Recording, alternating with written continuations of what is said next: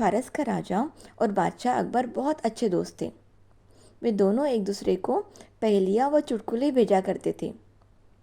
उन्हें एक दूसरे से उपहार प्राप्त करने में आनंद प्राप्त होता था, जिससे उन्हें अपनी दोस्ती को बनाए रखने में मदद मिलती थी।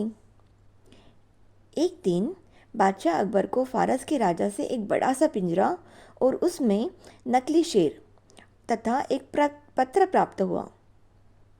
पत्र में लिखा था, क्या आपके राज्य का कोई बुद्धिमान व्यक्ति बिना पिंजरा खोले शेर को बाहर निकाल सकता है?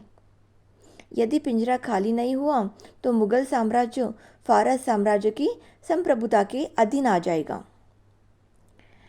अकबर ने उत्सुकता भरी नज़रों से एक के बाद एक सारे दरबारियों की ओर देखा और कहा, मैं जानता हूँ कि आप सभी अपने क्षेत्र में बुद्धिमान और विशेषज्ञ हैं।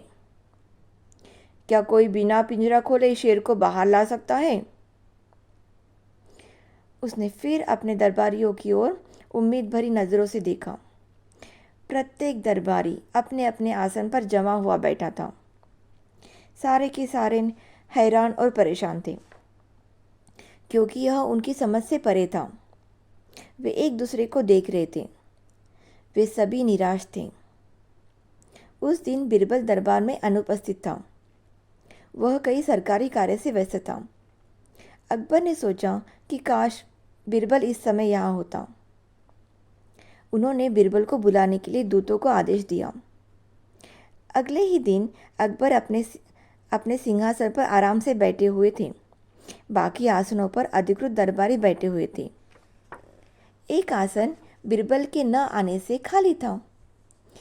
तभी बीरबल ने दरबार में प्रवेश किया।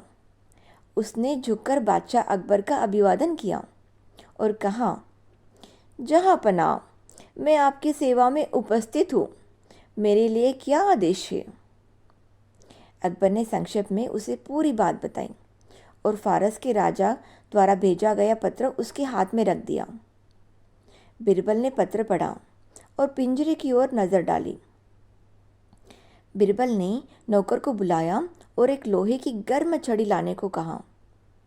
नौकर ने तुरंत ही आदेश का पालन किया। बीरबल ने लोहे की गर्म छड़ी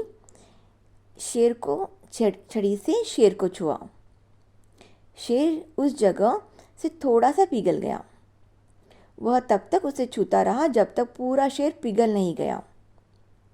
फारस का दूत बीरबल की प्रतिभा से बहुत प्रभावित हुआ।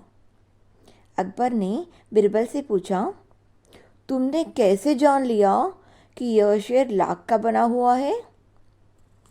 बीरबल ने उत्तर दिया, हुजूर, पत्र के अनुसार यह पिंजरा बिना खोले इसे खाली करना था, लेकिन यह नहीं कहा गया था कि शेर को बरकरार रखना है।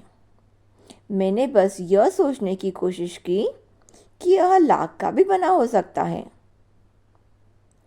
फारस का दूत दरबारी अपने राज्य में वापस चला गया और उसने बीरबल की बुद्धिमानी की एक और कहानी बताई।